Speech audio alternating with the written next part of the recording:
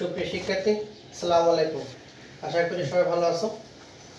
বটবাড়িয়া সরকারি কলেজ কর্তৃক আয়োজিত অনলাইন ক্লাসে তোমাদের স্বাগতম।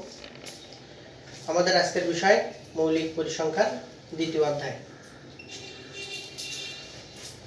তাহলে দেখো, আমি গত ক্লাসে প্রাথমিক তথ্য ও মাধ্যমিক তথ্য নিয়ে আলোচনা করছিলাম। আজকে আমরা মাধ্যমিক তথ্য সংগ্রহের উৎস সম্পর্কে আলোচনা করব। মাধ্যমিক তথ্য সংগ্রহের উৎস, sources of collection secondary data. মাধ্যমিক তথ্যের উৎসকে দুই ভাগে ভাগ করা যায়। তাহলে লিখি, মাধ্যমিক তথ্যের উৎসকে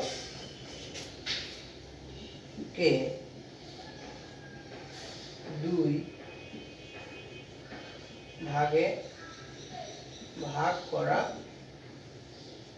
যায়।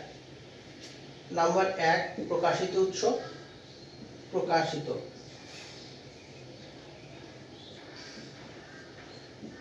উৎস অর্থাৎ পাবলিশড, PUB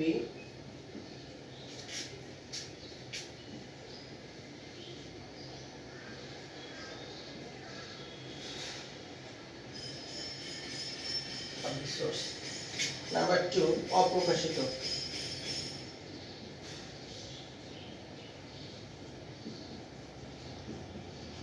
উৎস, আনপাবলিশড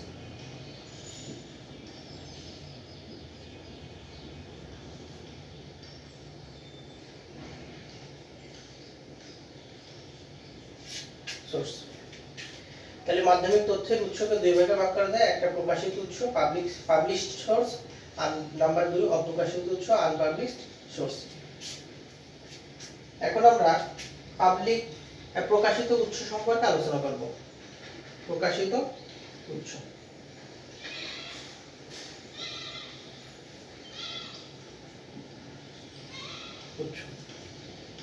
বা পাবলিশড সোর্স।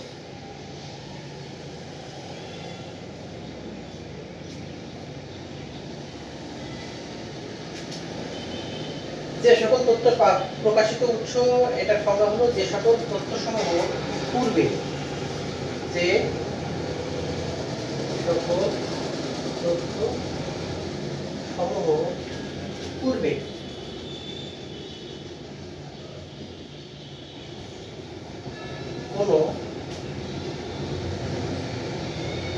কোনো প্রিন্ট মিডিয়া,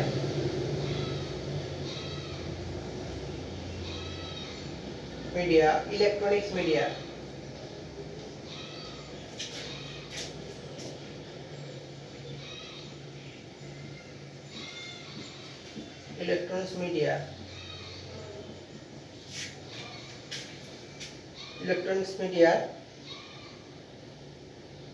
ইত্যাদি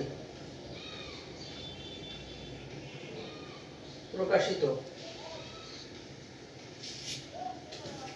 হয়েছিল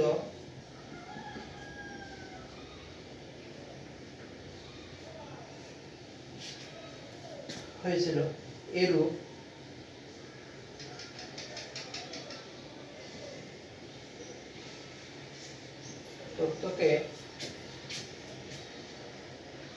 তথ্যের প্রকাশিত উৎস বলে। তাহলে প্রকাশিত উৎসের সংজ্ঞা হলো যে সকল তথ্যসমূহ পূর্বে কোনো প্রিন্ট মিডিয়া বা ইলেকট্রনিক মিডিয়া ইত্যাদিতে প্রকাশিত হয়েছিল, এরূপ তথ্যকে তথ্যের প্রকাশিত উৎস বলে। এরকম প্রকাশিত উৎসসমূহ কি কি হতে পারে? আমি এখানে লিখি, এরকম প্রকাশিত উৎসের ভিতরে থাকতে পারে সাধারণত আন্তর্জাতিক সংস্থা,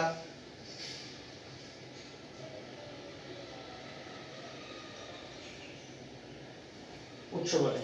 যেমন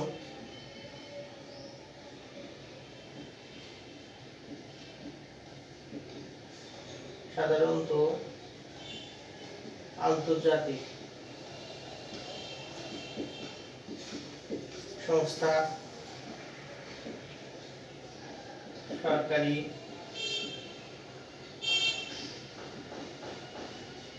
বেসরকারি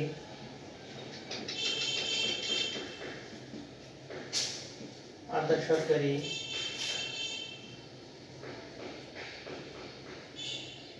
এনজিও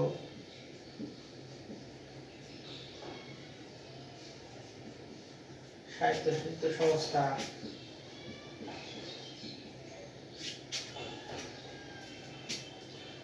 স্বায়ত্তশাসিত সংস্থা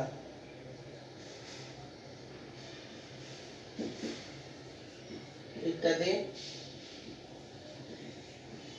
প্রতিষ্ঠান তাদের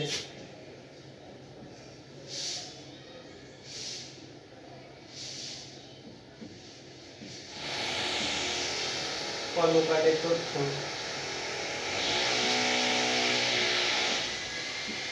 পুস্তিকা বা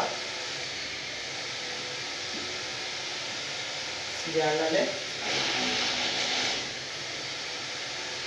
প্রকাশ করে থাকে। প্রকাশিত হচ্ছে যে সকল তথ্যসমূহ পূর্বগুলো প্রিন্ট মিডিয়া ইলেকট্রনিক মিডিয়া ইত্যাদি প্রকাশিত হয়েছিল এগুলো তথ্যকে তথ্য প্রকাশিত হচ্ছে বলে। যেগুলো সাধারণত আন্তর্জাতিক বিভিন্ন সংস্থা, সরকারি সংস্থা, বেসরকারি সংস্থা, আধা সরকারি বিভিন্ন প্রতিষ্ঠান, এনজিও, স্বায়ত্তশাসিত সংস্থা ইত্যাদি প্রতিষ্ঠান তাদের কর্মকাণ্ডের তথ্যসমূহ পুস্তিকা আকারে বা জার্নাল আকারে প্রকাশ করে থাকে। এক্ষেত্রে একটা জিনিস খেয়াল রাখতে হবে যে এই সেকেন্ডারি তথ্য যদি আমি ব্যবহার করতে চাই তাহলে আমাকে অবশ্যই এক্ষেত্রে তথ্যের উৎস নাম ডেভেলপ করা লাগবে। এক্ষেত্রে এই ধরনের তথ্য ব্যবহার করলে অবশ্যই তথ্যের উৎসের নাম উল্লেখ করতে হবে। এখন আমরা দেখবো যে এই সেকেন্ডারি তথ্যের যে উৎসগুলোর নাম বললাম এটা বিস্তারিত এটা দেখবো। সাধারণত আন্তর্জাতিক সংস্থা কি কি হতে পারে? শুরু থেকে দেখি আন্তর্জাতিক সংস্থা বলতে কি কি বুঝি আমরা?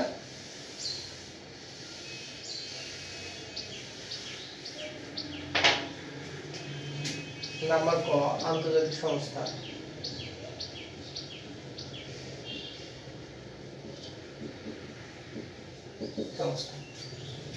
যেমন আইএমএফ, ওয়ার্ল্ড ব্যাংক, বিশ্ব ব্যাংক, এডিবি, আইএলও, হু, ডব্লিউএইচও,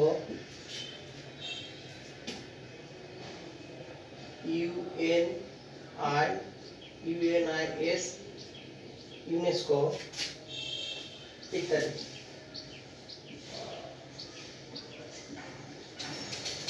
আন্তর্জাতিক বিভিন্ন সংস্থা যেমন বিশ্ব ব্যাংক, আইএমএফ, আইডিবি, আইএলও, হু, ইউনেস্কো, ইউনিসেফ এই ধরনের প্রতিষ্ঠানগুলো তাদের বাৎসরিক কর্মকাণ্ডের বা তাদের বিভিন্ন সময়ের বিভিন্ন কর্মকাণ্ডের তথ্য সহ এটা জার্নাল বা পুস্তিকা আকারে প্রকাশ করে থাকে। আমরা সেই সমস্ত প্রকাশিত তথ্য থেকে আমরা সেকেন্ডারি ডেটা আমরা ব্যবহার করতে পারি। এক্ষেত্রে অবশ্যই তথ্যের নাম এবং উল্লেখ করা লাগে। সরকারি প্রতিষ্ঠান নম্বর 2 সরকারি প্রতিষ্ঠান। সরকারি প্রতিষ্ঠানে কিন্তু বাংলাদেশ পরিসংখ্যান bureau,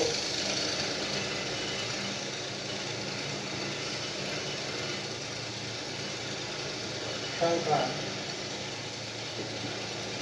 bureau, Bangladesh bank,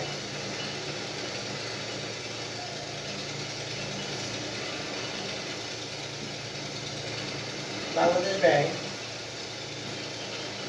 BIDS,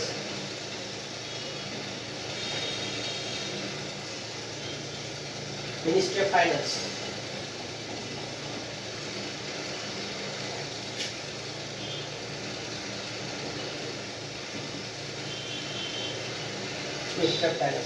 সরকারি প্রতিষ্ঠানের ভিতরে বাংলাদেশ পরিসংখ্যান bureau, Bangladesh bank, Bangladesh BIDS, Bangladesh institution of development studies, ministry of finance বিভিন্ন প্রতিষ্ঠান, সরকারি বিভিন্ন প্রতিষ্ঠান তাদের তথ্য প্রকাশ করে থাকে। নাম্বার 5 বেসরকারি প্রতিষ্ঠান।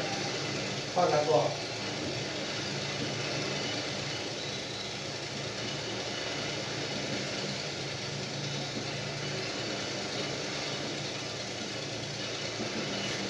বেসরকারি প্রতিষ্ঠানের ভিতরে আছে বেসরকারি ব্যাংক,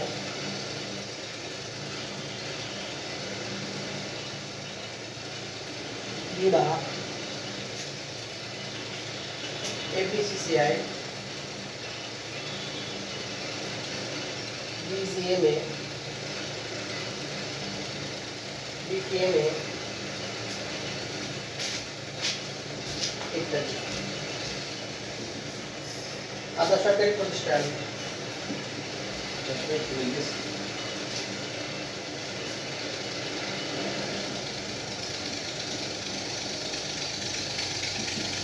আধা সরকারি প্রতিষ্ঠান হচ্ছে যে BD, Bangladesh rice research institution, BINA ইত্যাদি।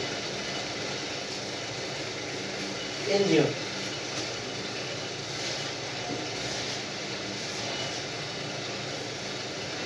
এনজিওর ভিতরে প্রশিকা, ব্রাক ইত্যাদি। বিভিন্ন কমিশন,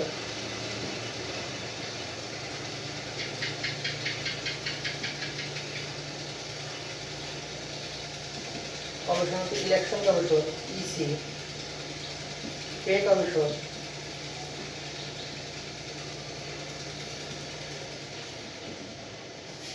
ইত্যাদি।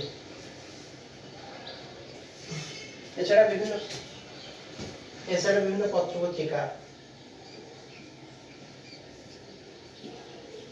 ওয়েবসাইট, পত্র-পত্রিকা, ওয়েবসাইট ইত্যাদি।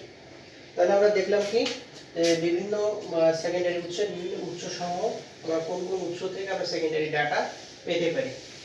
এক্ষেত্রে একটা জিনিস অবশ্যই মনে রাখতে হবে, সেটা হলো সেকেন্ডারি ডাটা ব্যবহারের ক্ষেত্রে অবশ্যই সোর্সের নাম অর্থাৎ উৎসের নামটা উল্লেখ করতে হবে।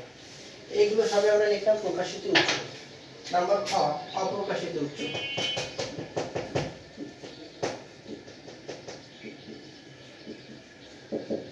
অপ্রকাশিত উৎস, অপ্রকাশিত উৎসের ভিতরে বিভিন্ন ইউনিভার্সিটি বা বিভিন্ন গবেষণা প্রতিষ্ঠান,